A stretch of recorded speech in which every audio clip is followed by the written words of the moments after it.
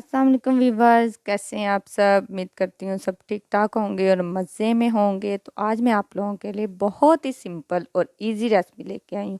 चलिए इसको बनाना स्टार्ट करते हैं। इसको बनाने के लिए हमें चाहिए चिकन बोनलेस और साथ में इसको आपने बॉयल करना है।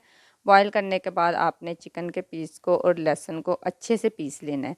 दूसरी तरफ हमें चाहिए कुछ अदद आलू, जिसको हम लोगों ने छिलका उतार के अच्छे से बॉयल कर लिया था। बॉयल करने के बाद आपने इसको अच्छे से मैश कर लेना है।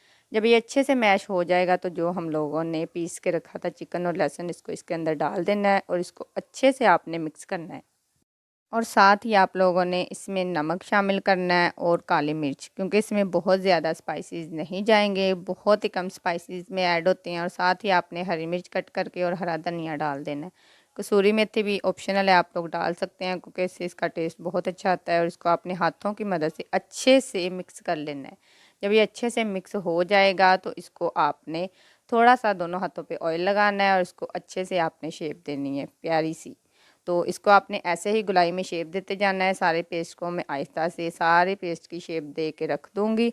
तो आप लोग इसको गुलाई में भी कर सकते हैं, जिस तरह आप इसको शेप देना चाहें आप अपनी मर्ज़ी से इसको शेप दे सकते हैं। लेकिन अगर आप इस तरीके से देंगे तो ये ज़्यादा अच्छे लगते हैं।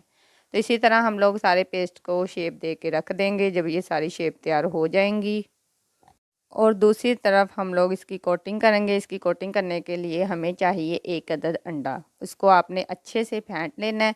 जब अच्छे से अंडे को आप लोग फेंट लेंगे तो इसमें आप लोगों ने कम से कम 1 या 2 चम्मच कॉर्नफ्लोर के ऐड करने हैं। कॉर्नफ्लोर ऐड करने के बाद इसमें आप थोड़ा सा नमक ऐड करेंगे और साथ ही इसमें आप लोगों ने बीज वाली मिर्च जो होती है सुरख, उसको ऐड करना है। इन दोनों स्पाइसेस के अलावा और आपने कुछ भी ऐड नहीं करना, सिर्फ नमक और बीज वाली सुरख मिर्च आपने ऐड करनी है।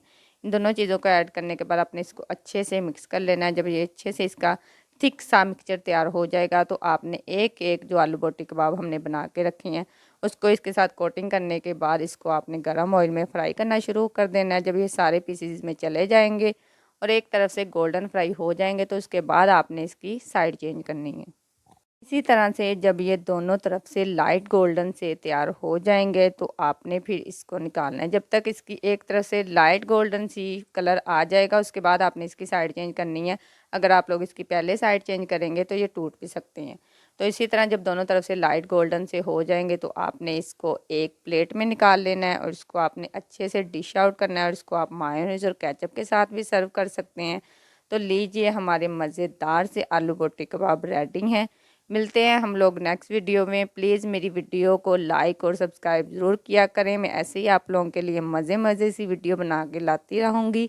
तो मिलते हैं नेक्स्ट वीडियो में। अपना ख्याल रखिएगा। अल्लाह हाफिज़।